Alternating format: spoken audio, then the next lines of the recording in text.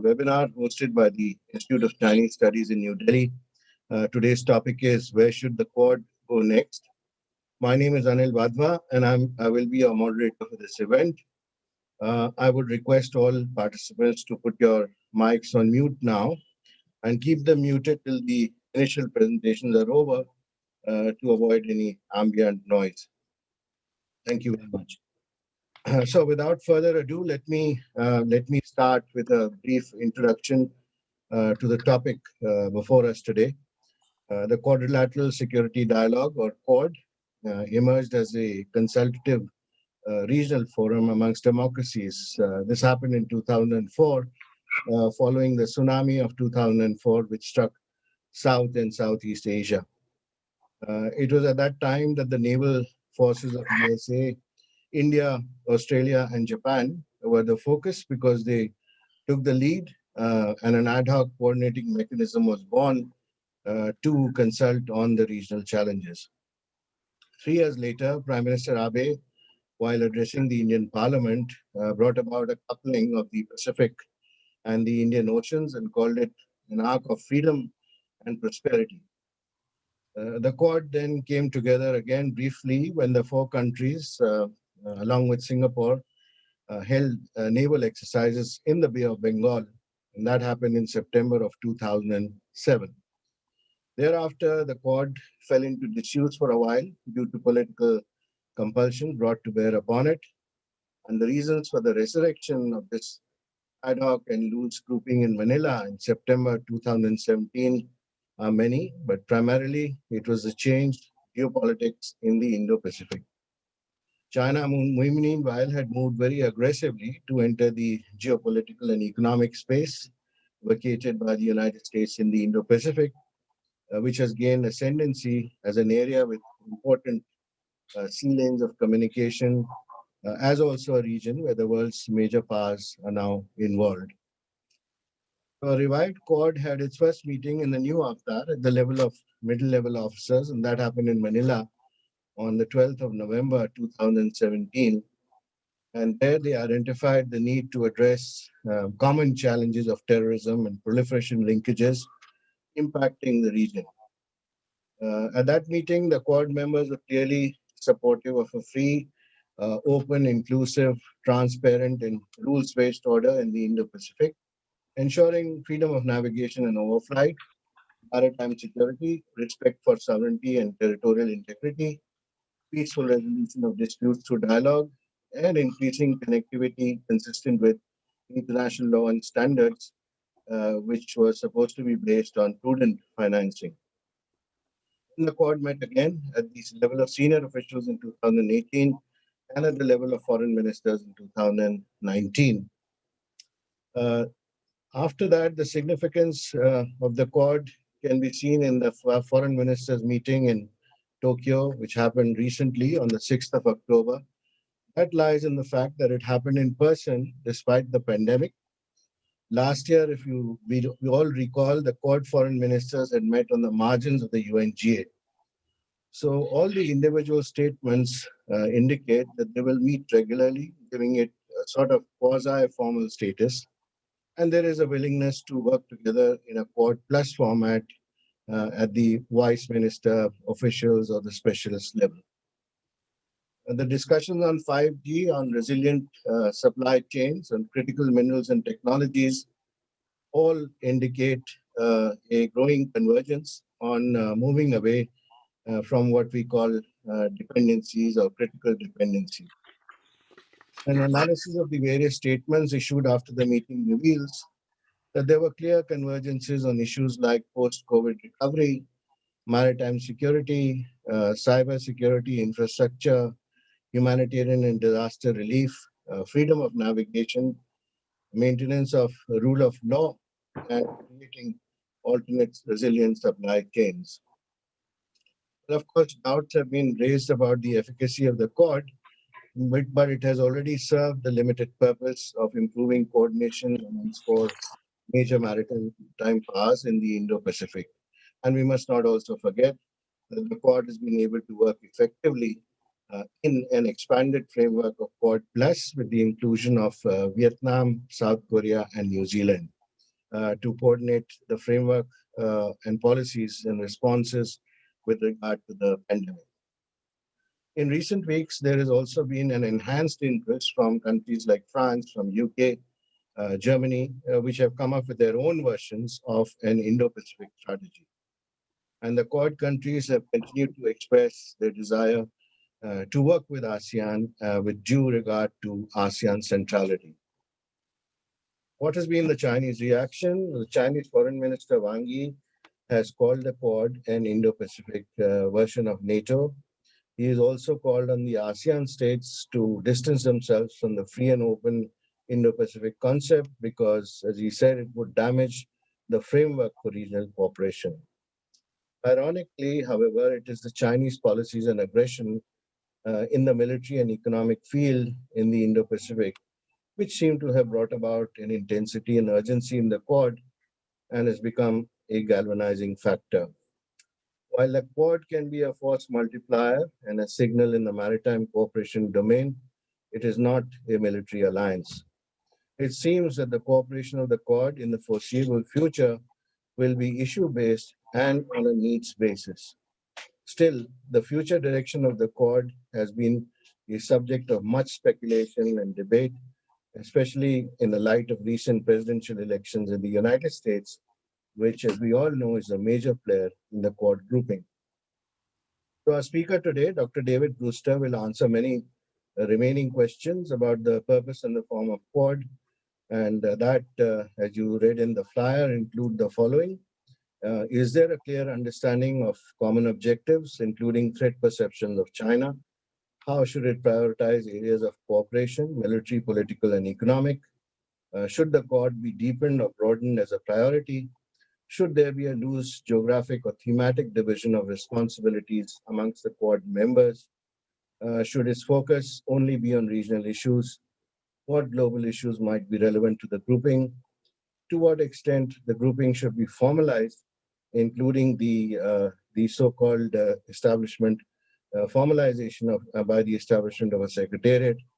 And how should the Quad work with other partners, which we call the so-called Quad Plus arrangements? So Dr.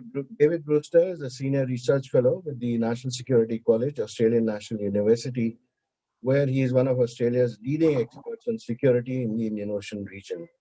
His books include India as an Asia-Pacific Power, about India's strategic role in the Asia-Pacific, and India's Ocean, the story of India's bid for regional leadership, which examines India's strategic ambitions in the Indian Ocean. His recent reports include Australia's Second Sea, facing a multipolar future in the Indian Ocean, which proposes a new economic and security strategy for the Indian Ocean region, and addressing geo-environmental security challenges in the Indian Ocean region, setting a regional agenda, which discusses key environmental security challenges in the Indian Ocean. So before I request Dr. Brewster to start his presentation, I would once again request all the participants to keep their mics on mute mode. For the question and answer session, participants are requested to use the raise hand option available at the bottom of the participants list in Zoom meeting platform. It is also available in the more drop-down menu. And questions can also be sent to me, to the moderator, through the chat option. I will call upon participants to ask their questions. The concerned participant will unmute himself or herself. Other participants are requested to keep themselves muted until I call upon them. And now I would call upon Dr. David Brewster to begin his presentation. Thank you, Ambassador. And it's really it's really great to be participating in this event with ICS. In the good old days pre-COVID, I visited ICS on quite a number of occasions, and I was always deeply struck by the deep level of expertise about China that existed at ICS, and wondered why that sort of expertise wasn't leveraged by other countries like Australia, because I always regard it as one of the leading institutes of this type in the world. Um, okay, so let's talk about the Quad, or I suppose its formal name is the Quadrilateral Security Dialogue. In my view, certainly in the long term, it's probably one of the most important developments in regional security that we've seen for some decades, bringing together, as it does, four key maritime democracies in a loose coalition with shared values and interests and shared concerns about China's growing assertiveness in the region. And indeed, as um, the ambassador mentioned earlier on, it's really in many ways China has built the Quad. We have China to thank for the Quad, but perhaps the Quad has a bigger life in coming years beyond just issues about China.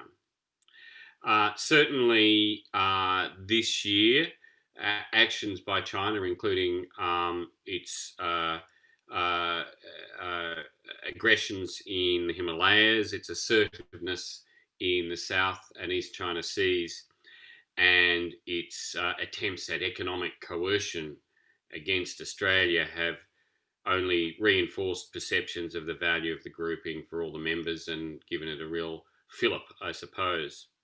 So the ambassador listed the questions that I wanted to ask today, which I'll address in turn. And I should, and I'll suggest some possible answers, but I certainly, I'm certainly able to give an Australian perspectives on these points, but I'm not going to be in any way prescriptive. And really, for me, the purpose of today's discussion is to promote discussion on these questions. And I'm hoping to learn just as much from today's discussion, if not more, than all of the other participants. So I'd very much encourage, thanks from everyone here.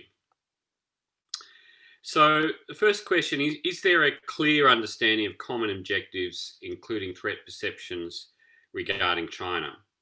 So obviously there are broad concerns about China, but they haven't been formalized into any public document, um, uh, other than, I suppose, common usage of phrases such as the free and open Indo-Pacific.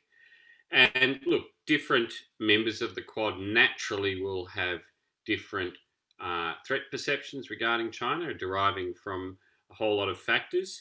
India is obviously concerned about its immediate border dispute with China and China's growing influence in South Asia and the broader Indian Ocean, which are seen or perceived to undermine India's aspirations towards regional leadership. For its part, Japan is immediately concerned about the territorial dispute over the Senkaku Islands and associated waters, but more broadly, concerns about the potential for China to become a hegemonic power over the entire Asian sphere.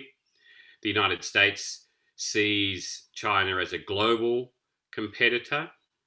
And while Australia is really concerned about the disruptions that China can make to the regional order and potentially displacing the role of the United States in maintaining regional security. And in recent months, we've also seen China attempting to interfere with Australia's domestic political system. That hasn't been terribly successful. In fact, really, I wouldn't consider it to be very successful at all. But certainly, China has a lot of interest in the local Chinese diaspora community and Chinese students studying here. And just this year, we've seen really quite a concerted campaign of economic coercion against Australia through various trade sanctions. And that, I suppose, uh, is driven by a desire to teach Australia a lesson, if you like. And it's prompted by a number of factors, including Australia's attempts to limit any interference in our domestic political system, and more immediately, Australia's co sponsorship of a resolution in the World Health Organization alongside the EU calling for an independent inquiry into the origins of COVID 19. Beijing took particular exception to Australia raising its head above the parapet regarding that resolution. And I think, in my view, certainly this is an attempt to teach Australia a lesson regarding that. So overall, we have shared overall concerns, but they're really coming from different places. And I don't see that I see that as natural and not particularly a bad thing. And it just reflects our different positions as countries. But more importantly, do we have, in coming together as a loose coalition, do we have an agreement on our shared objectives beyond just countering these immediate actions of China? Do we have an agreement on what the preferred end state would be in the region? I think it's fair to say that India would prefer to see a multipolar region within a multipolar world. Japan and Australia, I'm not sure whether they have a really clear idea of an end state. They've certainly benefited from US predominance in the past within the region, and probably, if in the ideal world they would like to see that continue for many years to come, but it's quite apparent that it's not going to continue forever, and it's not yet clear what they would prefer. Countries like Australia and Japan would prefer to be seeing replacing that in the future. What, for example, regional institutions would we like to see helping to govern this vast Indo-Pacific region in, let's say, 20 years' time? What would we like to see our region look like? And certainly at the moment, the lack of joint declarations or joint statements from the Quad countries following various meetings is quite telling. And I think it's a telling sign, which certainly those who are in Beijing watching the development of the Quad would arrive at conclude their own conclusions about. Okay, secondly, the second question was, how should the Quad prioritise areas for cooperation, whether it be military, political, economic, or in other domains? Now, again, we need to recognise and accept that Quad members will tend to prioritise areas for cooperation in response to their own historical experiences.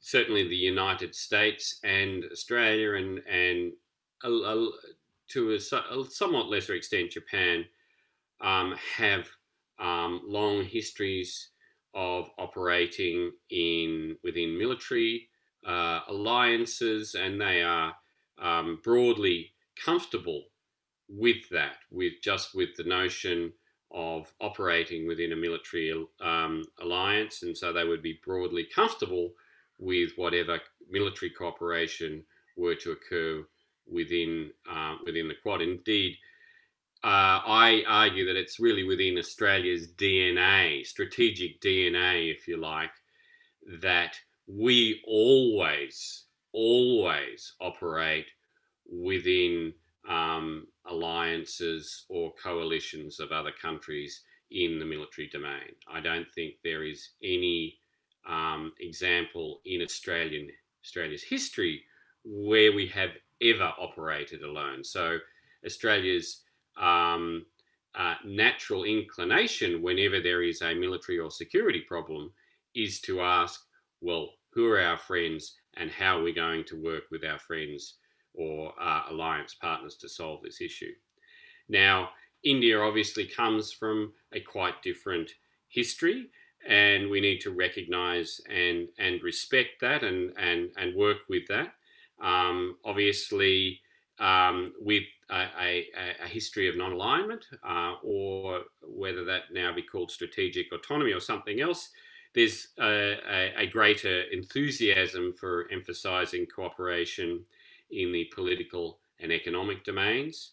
However, my guess is that China's recent actions in the Himalayas have probably considerably increased enthusiasm for cooperation in the military domain, or at the very least has made it a lot easier for the Indian government to take those sorts of cooperative actions. There'd be much less pushback, I expect, in the Indian domestic political system for that sort of level of cooperation. And when we're talking about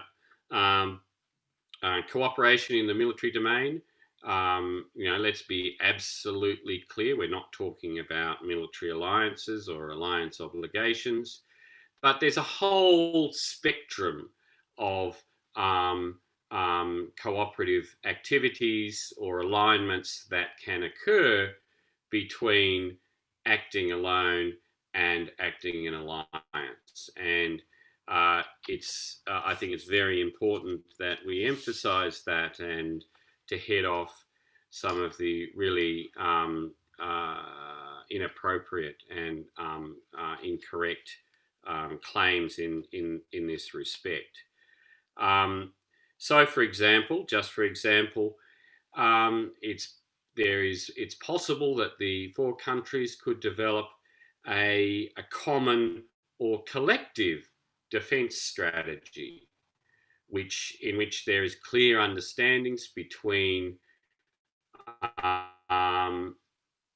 the four countries, not an obligation, but understandings that they might take common or collective action in response to certain events, certain red lines, and if those red lines are crossed, what different responsibilities of the Quad members might be. I think it's pretty clear that, for example, that the other Quad members wouldn't be incredibly enthusiastic in let's just say sending troops to the Himalayas, for just as an example.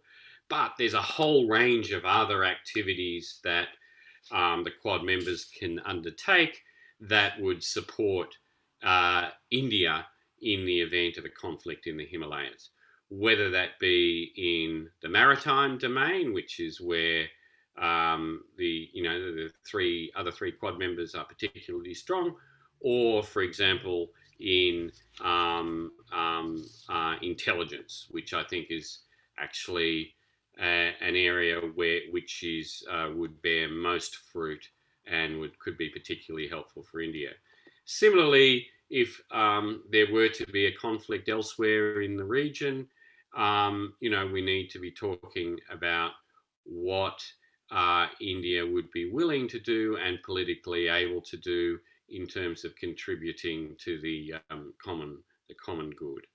And I think we can have those frank conversations without fear of being accused of being in an alliance. It's just simply talking about common interests and responsibilities. Secondly, is the economic sphere. Now,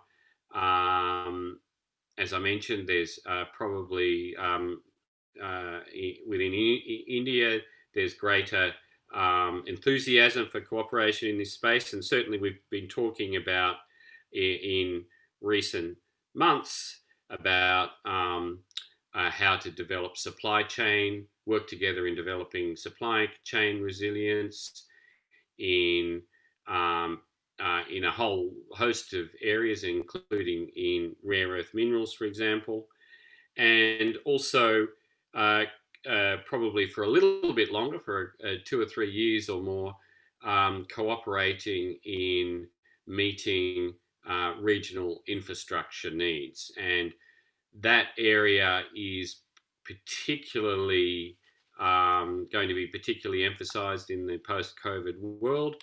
We have a whole array of smaller and economically weaker countries in the region that are going to be have been severely impacted by COVID, and that will make them particularly vulnerable to economic coercion from China.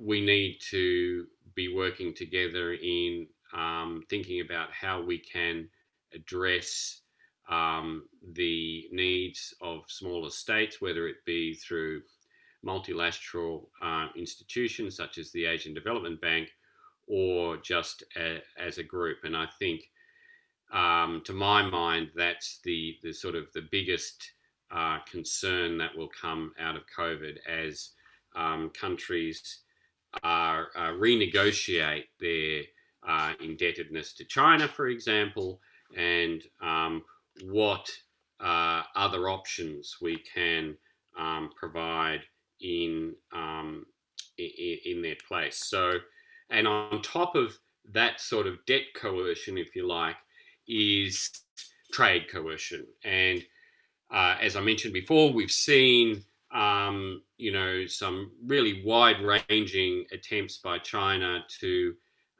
coerce Australia over a whole raft of commodities, whether it be agricultural commodities, resources exports, or services exports such as tourism or education services.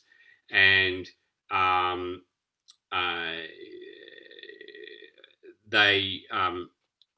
they're unlikely to be successful within Australia. And in fact, in my view, it's been China's actions have been a massive own goal for them. All of their attempts to develop soft power within Australia and elsewhere in the region, I think, are really rapidly being destroyed by these actions.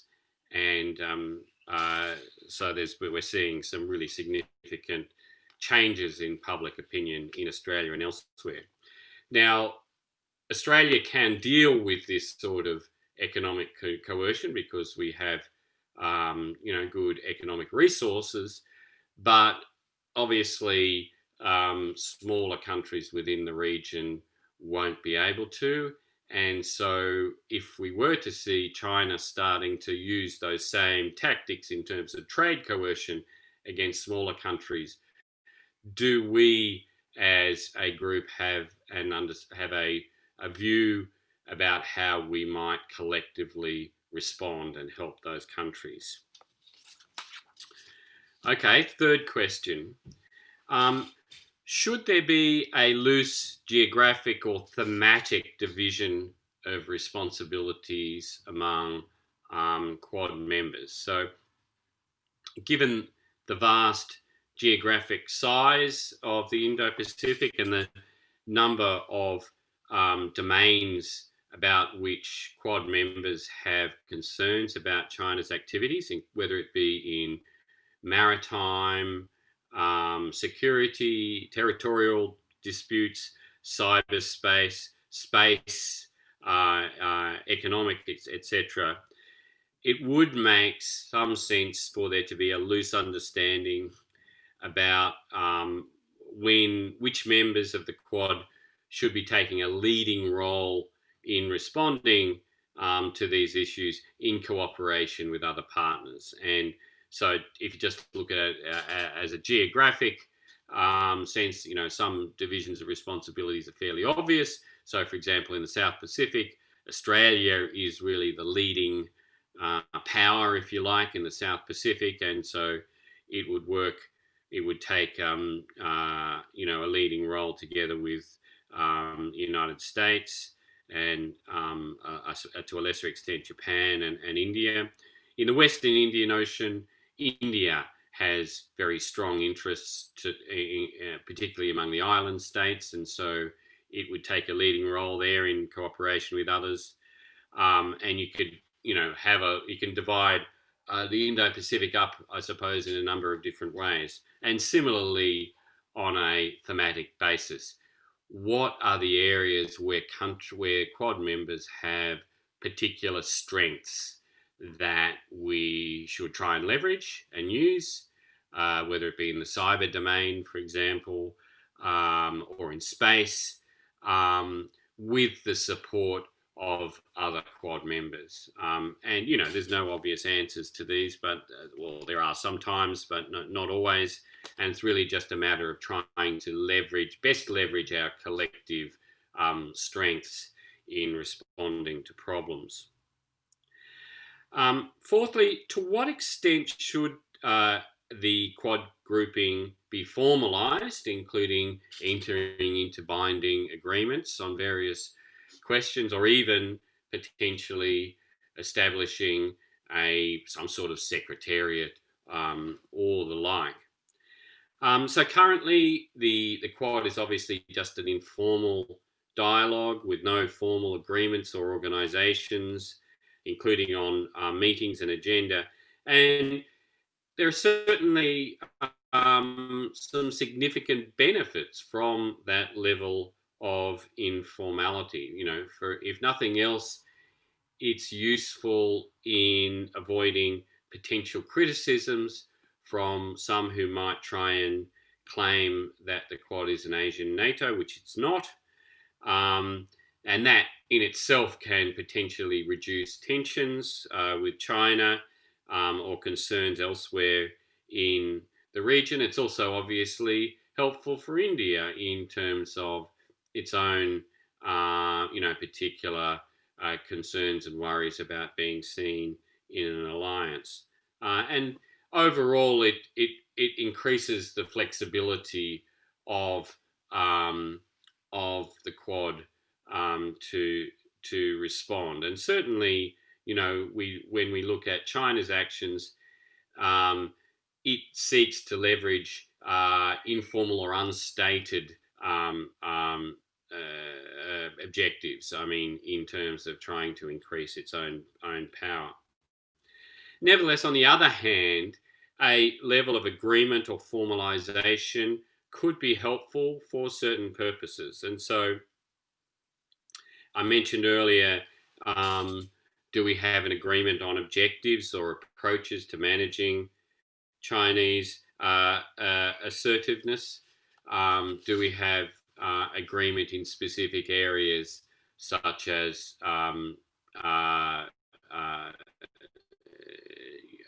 supply chain resilience or cyber responses? Do we need an ongoing executive or secretariat that could help coordinate these issues rather than just relying upon intermittent meetings every several months or so, coordinated by foreign ministries? And of course, the creation of a secretariat would in itself be a highly symbolic act, for good or bad. It would be have a high degree of symbolism in terms of demonstrating a commitment of the Quad members to work together. And then you have a whole series of military operational agreements. And so these include a number of agreements that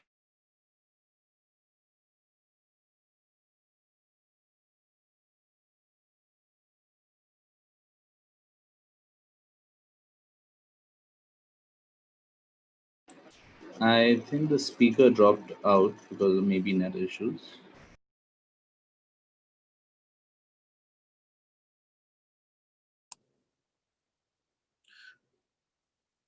We'll just give him a chance to log back on again. Sure.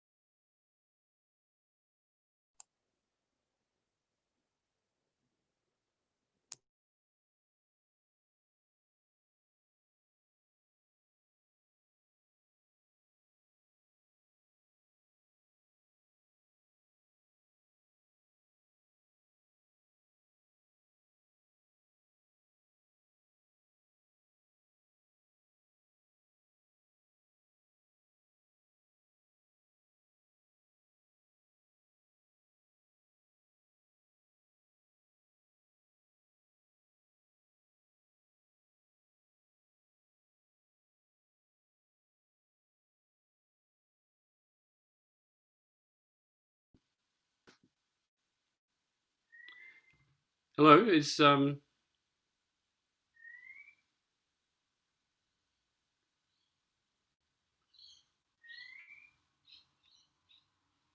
hello? Yes, David, we can hear you now. Go ahead. I think you Oh, dropped off. my apologies. I don't know what happened. We seem to have lost the connection. I don't know what was happening at your end or whether it was my end. But You're okay.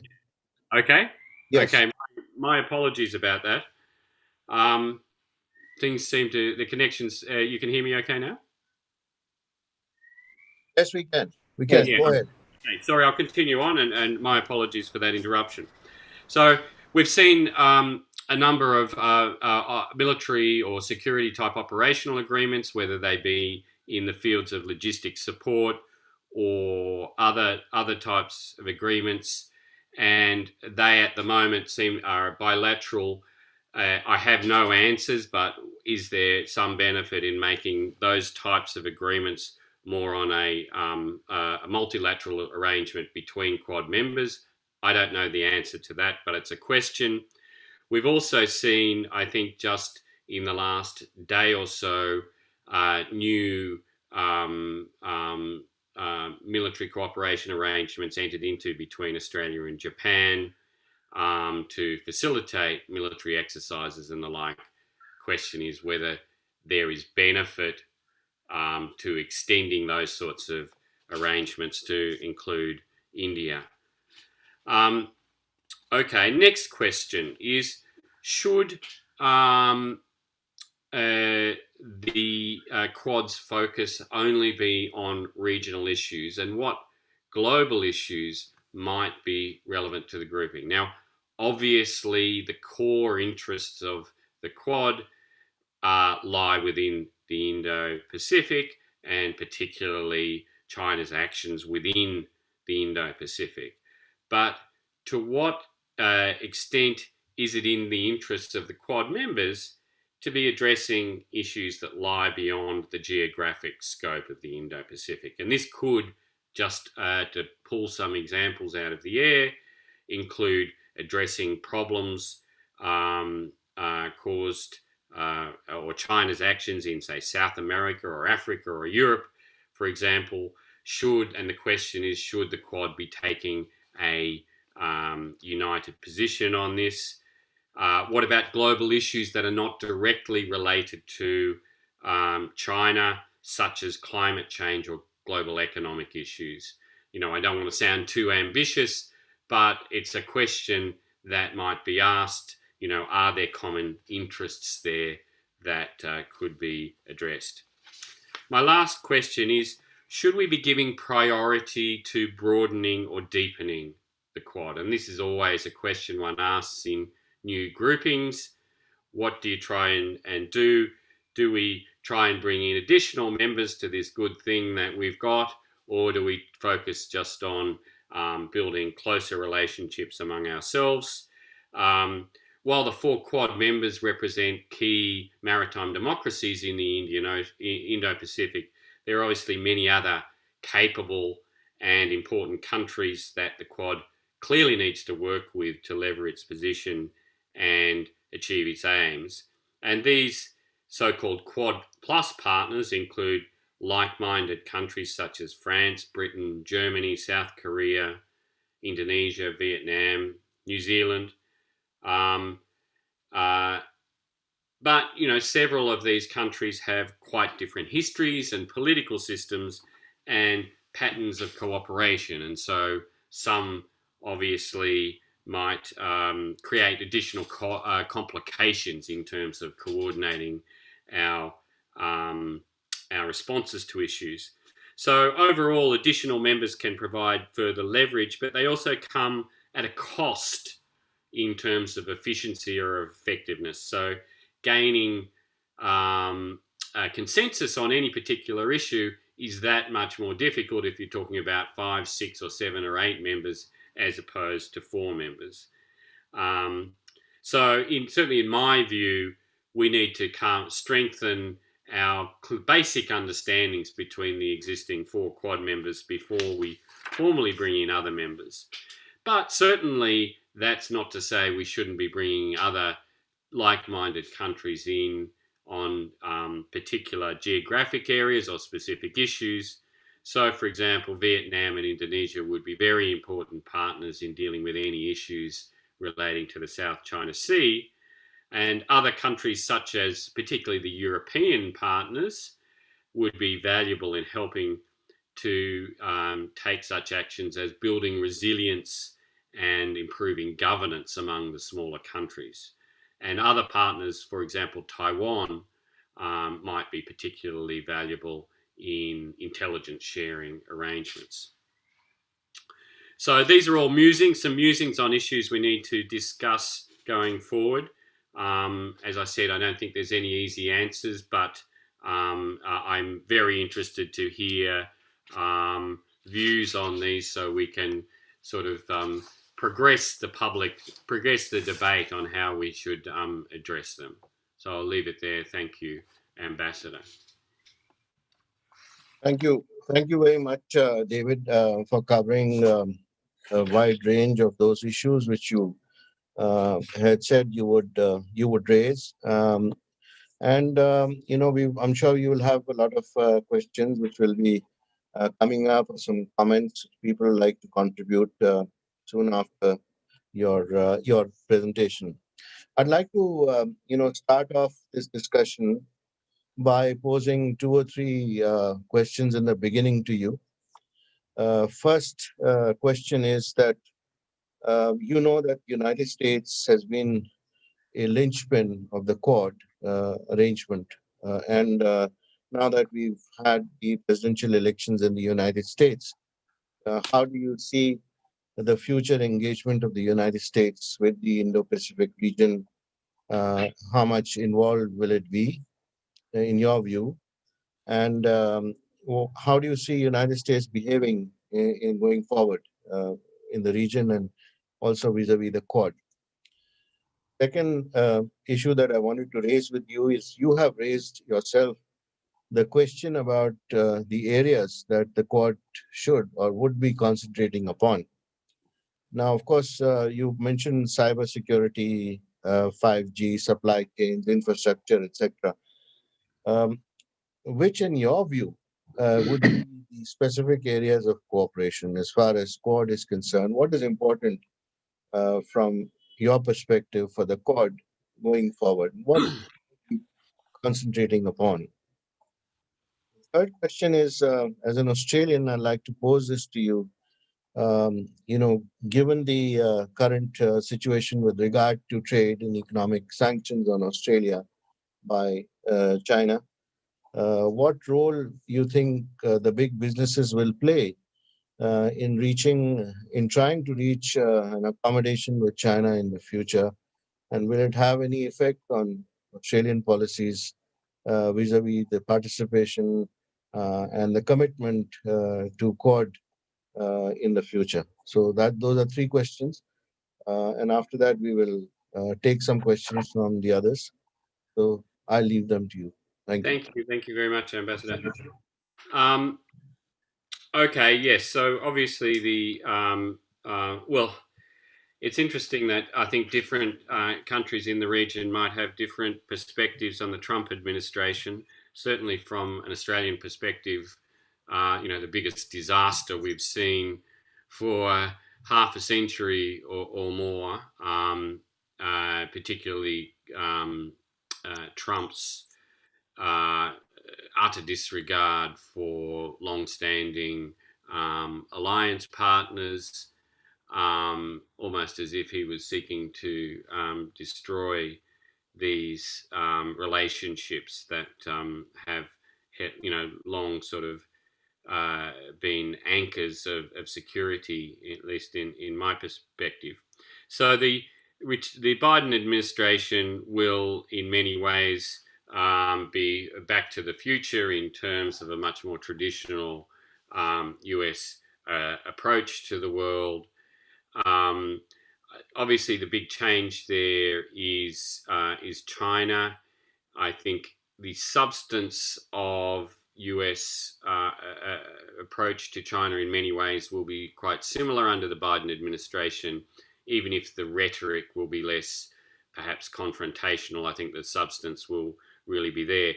But I think my overall point about the role of the United States is that, yes, they are a linchpin, but I don't think we need to be held hostage to whatever are the immediate problems of the US governance system, which are profound and will continue to be profound. I think what the silver lining of the last 4 years has been that we, as other important players in our region, can proceed and work together and build relationships whether or not the United States is there. And indeed, the idea of the Indo-Pacific is not an American idea, and they were really brought almost kicking and screaming into the Indo-Pacific. It was, as you mentioned, Ambassador, I think it was really Japan took the lead in developing this idea. Australia was an early proponent as well, and soon after that, India. And I think it's really only, I think probably the United States was the last of the members to really properly integrate the idea of the Indo-Pacific into their thinking. So that, I think, is a pointer to the fact that we, meaning Australia and India and Japan, we shouldn't feel held back. If we want to do something, we should move ahead among ourselves. And if it's a good idea, I think the United States will ultimately join into that. Focus areas for the Quad. My number one focus area, I think, is building resilience among smaller and weaker states within the region. They are the weak points. They're vulnerable. They were vulnerable to before COVID. They're hugely vulnerable now, post-COVID, in terms of economic coercion. Part of that is debt trap diplomacy. I think that's a little bit overblown, to be honest. There's certainly, we can point to instances of debt trap diplomacy, but we shouldn't assume that every BRI project involved that. I think that what we are going to see is economic coercion across a whole, in a manner of different ways, including through trade, which is what China has been attempting against Australia. I think cooperation in the field of cyber and supply chain resilience is good in theory. I'm not quite sure how it comes out in practice. One, in the military domain, I think one really important and low-hanging piece of fruit is intelligence cooperation. And I think that's fairly well recognised in Delhi now with the signing of the Beaker. And I think that there's a lot of scope for the four countries to be working together, including with key partners such as Taiwan in the intelligence space. The third question related to the impact of Chinese economic coercion in Australia. I don't think they're going to be very terribly successful in their strategy. There's certainly no indication of really of any type that any major political players would like to bend to China, if nothing else, because it's not clear what they want. If there was, specific demand, then perhaps you could sort of look at it. But there are no specific demands. It's really just a matter of teaching Australia a lesson, in my view. And I think that they really sorely misjudged the Australian psyche in thinking that Australia would respond in the way that they want. It's really a sovereign issue for Australia, and I think Australia would be prepared to take a considerable amount of economic pain in order to preserve its sovereignty. So I'm sure that there would be some businesses that or business people in Australia that the Chinese would seek to leverage, but I can't see that as having a major effect. Indeed, if you look at the polling numbers of public opinion about China, there's been an incredible change just over the last 2 or 3 years in public perceptions of China, and so I think the government is pretty safe in terms of taking quite a firm view in responding to China. Thank you. I would like to welcome at this point Ambassador Ashok, who was not there in the beginning with us, but has now joined us some time ago. If he would like to join and make a comment at any point in time, I'd invite him to do so. Meanwhile, I'll go on to the questions. The first set of questions is from Shubhajit Ghosh, who has asked the following questions. One, Australia and Japan's membership in the RCEP can be seen as a conflict of interest. The larger interests of the Quad, how could this potentially impact the future of the Quad and the RCEP? Second question, while the Quad is not a military alliance, Australia is participating in the US, Japan, India military exercises for the first time in several years. What does this mean for the future of military partnership between these countries?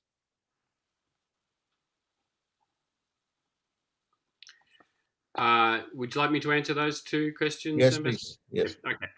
Look, despite the fanfare about RCEP, it has virtually no economic significance for Australia. Almost none at all. Any economic significance is really marginal. For other member states of RCEP, I think particularly a number of Southeast Asian states, it has quite some significance, but not for Australia. There's no conflict of interest of any kind between RCEP and the Quad, so we shouldn't overstate that at all. Malabar, I think it's a useful symbolic move to have the four countries undertaking naval exercises together. Let's not kid ourselves that it's has huge operational value. It has some operational value in terms of practicing certain areas of interoperability, but the principal value in that particular exercise is symbolic. Nevertheless, there are some very important areas for greater enhanced military cooperation. I mentioned intelligence sharing as one of them. One area that of potential cooperation between Australia and India that I'm quite interested in is working together in terms of undertaking surveillance of the straits through the Indonesian archipelago. During the last 2 decades, during the last decade of the Cold War, Australia took a leading role among in the US alliance partners in undertaking that surveillance of those straits, and I think it's certainly an area that Australia and India can work together, including through sharing access to facilities. India has facilities in the Andaman Islands. Australia has assured access to Butterworth in Malaysia, as well as facilities in Cocos Island and Darwin. And it would be, to my mind, it would be great to see an Indian Air Force P-8 staging through Darwin in terms of undertaking its responsibilities across Southeast Asia. I think that would be a very important operational step forward and also a symbolic step forward. So I think there's a lot of other low-hanging fruit of that type. Thank you. Before I give the floor to Admiral Shekhar Sinha and Master Yogendra Kumar, who raised their hands, there's one question from Shruti Jargad. The question is, if Quad were to be formalized, what expectations do partner states have of India, especially contextualized in the transactional foreign policy that President Trump initiated? So if you have any thoughts on that, David, please. Okay, first of all, I'm sorry. My deep apologies to all naval officers, Indian naval officers here. I said an Indian Air Force P-8 and Indian Navy P-8. I said that because in Australia the P-8s are operated by the Australian Air Force. So apologies again. Please don't run me out of town for saying that. In answer to this question, what expectations are there of India? Look, my personal view is that the best way of answering this is to ask India, what things does India feel comfortable in doing and stepping up to do? It's no good. It's very clear. Anyone who knows India knows that foreigners can't come up to India and demand or expect things. India will only do what it's comfortable in doing, and so that I would put the question the other way around. In formalizing the Quad, what areas of responsibility would India be willing and interested in undertaking and seeing it as in its interest to undertake? Thank you. So now let me first turn to Admiral Shekhar Sinha. You could unmute yourself and ask the question, please. Thank you, Chair, and thank you, David, for a very, very comprehensive sort of talk. It has given us a good idea of as to what thinking is on in the Australian strategic circuit. And thank you for correcting that. The Indian Navy and Indian Air Force aircraft. The first thing that the Quad needs to do is to get all the maritime issues with naval officers and naval ships and aircraft. That's in the lighter vein. David, I was reading one paper from the U.S. Perth Institute written by Priya Chako on a trilateral Australia, Japan, and India. The possibilities. Though at the end of it, they have discounted it on 4 sort of reasons why it should not be done. But they go on to say that the coalition advocacy should focus on building consensus around the norms and principles with a wider range of partners.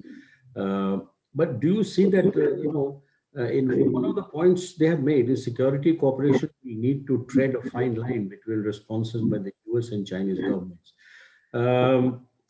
My own sense is that the US will not disagree with this kind of alliance, because after all, it is all part of Quad, and some responsibilities the US always wanted the regional powers to take on. But do you think the Chinese government's threats will actually work on this in case there is a trilateral? Thank you, sir. Look, to be honest, I found that the conclusions of that Perth US document very unambitious and a little disappointing, because yes, we know there have been historical hesitations about working with each other, etc., but I don't think we can be bound by those hesitations. I think we need to be fairly ambitious about what the Quad can do, and I think that we will. I think every indication is that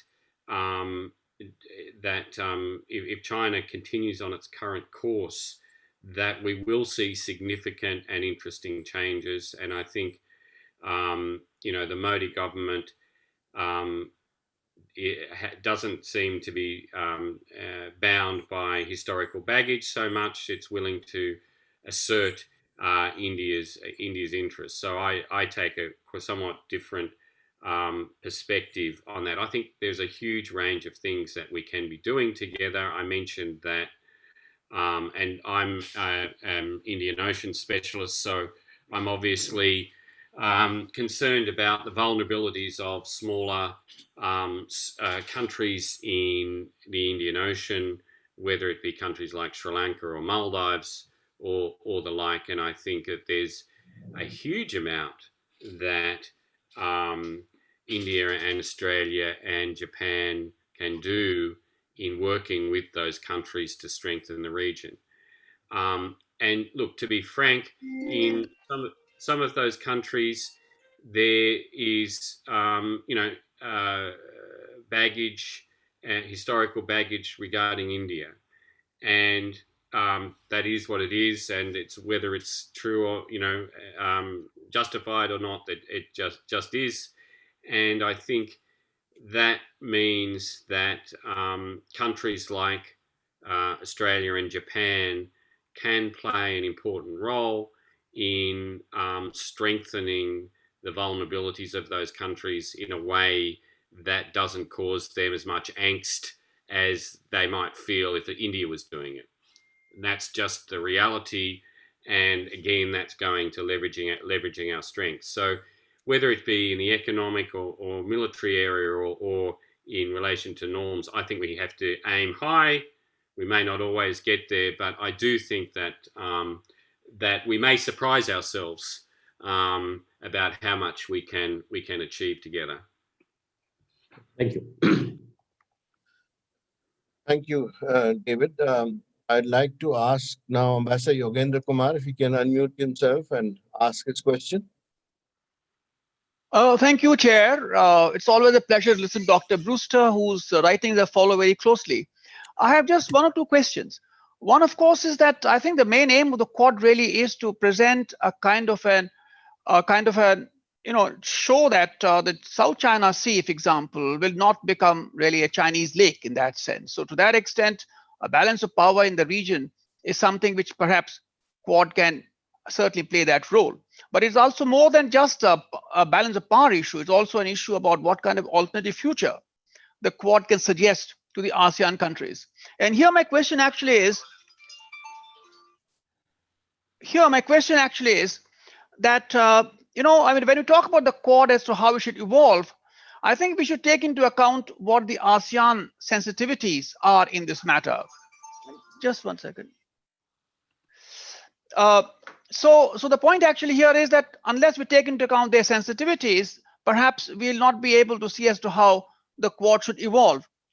And here, my point also is that, for example, the RCEP, the fact that India was left out of the RCEP and everybody else joined, including Australia and Japan, that in a way suggests perhaps the geopolitical significance of leaving India out of RCEP itself is quite telling. And what I've heard, one comment actually I've heard is that RCEP is perhaps one way by which countries like Australia, New Zealand, Japan, South Korea perhaps are trying to see that in case China actually turns against them in terms of economic sanctions, the RCEP allows them a kind of a common economic space where they can circumvent that and perhaps to see how they can protect their economic interest. My one question again, when we talk in terms of evolution, is something which actually I have really wondered, I'm wondering, and that is the Malabar exercises in the Northern Arabian Sea, because obviously the four countries in the Northern Arabian Sea do not have the same strategic convergence as they have, for example, the South China Sea. So that's what I'm saying, that perhaps the evolution actually has to be keeping in mind the way in which the strategic environment actually evolves, and perhaps interoperability and logistical kind of backup perhaps is a better way. Thank you. Thank you. They're all very good questions, Ambassador. ASEAN. ASEAN's a difficult animal to answer in this respect. Yes, I think the Quad members do need to take into account ASEAN sensitivities, and we do need to be talking, or at least rhetorically talking about ASEAN centrality. However, we simply cannot be held hostage to what ASEAN may or may not agree to. As we know, China has been successful in splitting the organization and in many ways paralyzing it. So we cannot sort of bring that level of paralysis into whatever we do. We do know that some key ASEAN member states, such as Indonesia and Vietnam and Singapore, are really more or less on board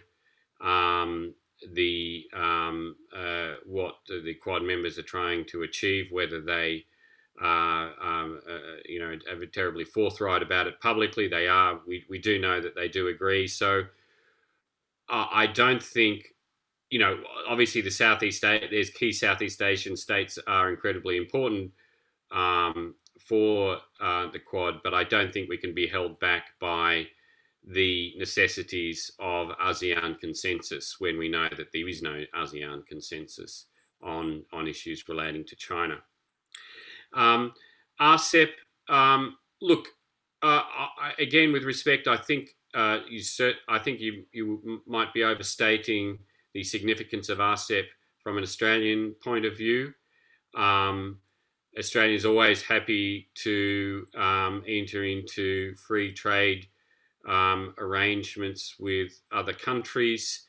It was unfortunate that India decided that it wasn't in its interests to join RCEP. That's an understandable decision for India. But from an Australian standpoint, the RCEP membership doesn't herald anything in particular, really. It's just a potentially valuable add-on FTA arrangement on top of the many, many other FTA arrangements that Australia is party to. Obviously, our preference is for a revived Trans-Pacific partnership, which includes the United States. Whether that's achievable in this current administration is another question, but that certainly has far greater strategic significance than RCEP. Malabar and the North Arabian Sea. I'm not sure whether I think that there is any significant difference in strategic perspectives in that part of the world. I think that the strategic perspectives of the four Quad members are fairly aligned, actually. Australia has been a player there for, we've had a permanent naval presence certainly in the Gulf, in and around the Gulf for some 30 years or so. And I don't see there being any significant differences in strategic perspectives about that part of the world. And I would welcome greater cooperation between the 4 Quad members in that area, and in fact across the whole of the Western Indian Ocean. So I'm very glad that India, as hosts for Malabar in this iteration, decided to split it between both the Bay of Bengal and the Arabian Sea. I think that was an excellent symbolic statement for the participants to be making.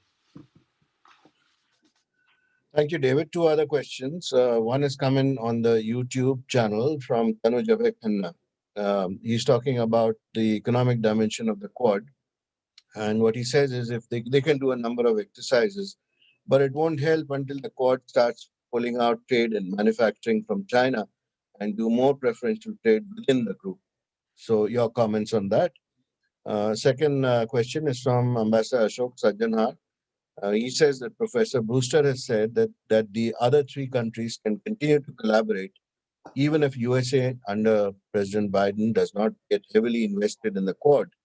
Will disengagement of USA not further embolden China and make it more aggressive, as it will see this as weakness on the part of USA to take it on? So your comments on these 2. Yes.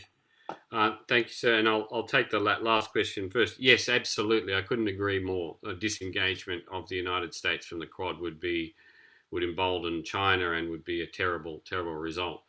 However, that's not really within our power. We know that the Biden administration may have good intentions, but the US political system is suffering from significant paralysis, and that's not going to go away anytime soon. So I don't think we can be held hostage to that level of paralysis within the US system. If we need to do something, I think the 3 other Quad members should feel confident in moving ahead with whatever initiative, and the United States might have to play catch up if and when they can get their domestic political system working. So it's certainly no suggestion of any sort that we should exclude the United States, quite the opposite. But on the other hand, we should take a very frank view about the ability of the United States to engage on certain issues, and it will very much differ from issue to issue.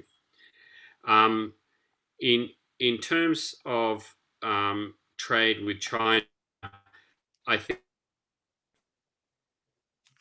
the objective in terms of supply chain resilience is a great one. The implementation it's all in the implementation. Certainly, I don't think any of our governments have any real powers to direct private companies and tell them where they should or shouldn't be buying products, or where they should be building manufacturing facilities. And so we can sit around all day and talk about how it would be nice to move manufacturing facilities out of China to India or other countries in the region. But our ability to actually implement that is really quite limited.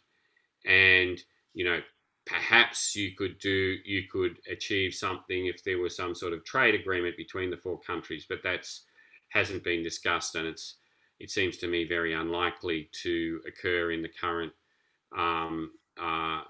atmosphere. So outside of some really key industries where our governments are willing to act and actually direct or invest in private companies, such as in the rare earth minerals space. I am puzzled by how we think we can actually achieve, supply chain resilience by moving industries out of China. Given that we, all of us are democratic systems. Thank you. So now I think we're nearing the end of this webinar. I'd like to ask Admiral Muralidharan, who's raised his hand, to unmute himself and ask his question.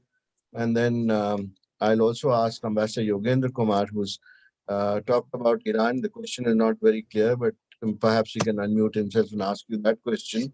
So those will be the last two questions, and then we'll wrap up the event. So Admiral Muralidharan, you have the floor, please. Thank you, Chair. Dr. Brewster, my question is that while we have been discussing that Quad as of now is not a military alliance, though you have hinted at certain things that you could, like intelligence sharing or further down the line, exchange of maritime domain awareness, etc. And you also talked about Australia as the broad policy. You have been always in alliances, when it comes to military confrontation, etc. Now, my question is, if the push comes to the shove, do you think that the alliance will need to take actual action, or at least, in your view, we'll have to do something like the 19th century or the early 20th century gunboat diplomacy kind of tactics of our forces being in an area to prevent somebody to take action? Well, that's a very tough question, sir. All I can say is that we would desperately hope that the whatever cooperation arrangements we are able to put together would provide sufficient deterrence to China, and also help other regional states be more confident in resisting China's actions. I think that there won't be necessarily a hot war, and I'm putting aside the events of the Himalayas here, but we are likely to see a type of Cold War, and in coming years, and as we saw during the first Cold War, much of that conflict was translated into proxy conflicts.